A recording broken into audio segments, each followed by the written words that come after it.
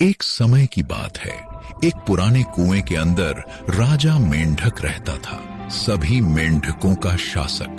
पर उसकी सबसे बड़ी समस्या अपने ही रिश्तेदार।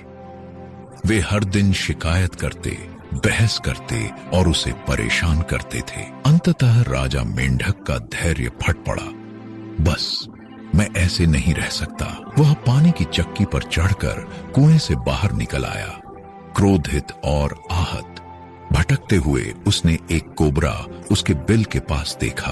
राजा मेंढक करीब गया और फुसफुसाया, मित्र, मैं तुमसे दोस्ती करना चाहता हूं। मैं राजा मेंढक हूं। कोबरे की आंखें संकुचित हो गईं। तुम्हारे साथ दोस्ती?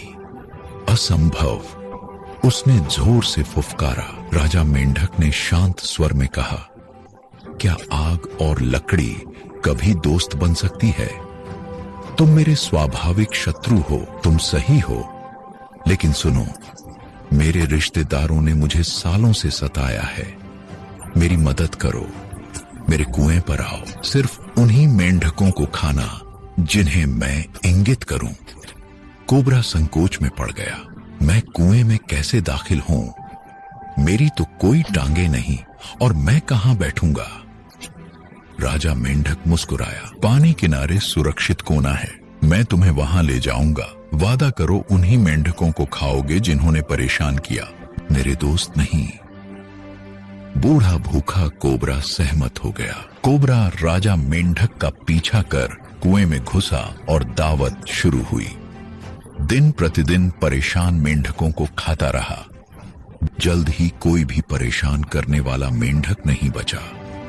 फिर एक दिन कोबरा चिल्लाया, राजा मेंढक, मैं फिर से भूखा हूं, बस तुम्हारे दोस्त बचे हैं। मुझे और मेंढक दो। तुमने मुझे यहाँ लाया है, इसलिए तुम्हें ही खिलाना होगा। राजा मेंढक जड़ सा रह गया। उसे अपनी बड़ी गलती का एहसास हुआ, लेकिन तब तक बहुत देर हो चुकी थी। एक एक कर कोबरा ने सभी मेंढकों को खा लिया, यहाँ तक कि राजा मेंढक के सबसे करीबी दोस्त, यहाँ तक कि उसका अपना बेटा भी। अंततः केवल राजा मेंढक बचा। राजा मेंढक ने धीरे से कहा, मुझे बाहर जाने दो, मैं तुम्हारे लिए दूसरे कुओं से मेंढक लाऊंगा। लोभ में अंधा होकर कोबरा मान गया। राजा मेंढक बच निकल गया और कभी वापस नहीं आया। दिन बीत गए। सप्ताह बीतने पर कोबरा दिन प्रतिदिन भूखा और दुर्बल हो गया। दीवार की छिपकली से भीख मांगने को विवश हुआ। कृपया मेरे मित्र को वापस आने के लिए कह दो, मुझे उसकी बहुत याद आती है। छिपकली ने संदेश पहुंचाया।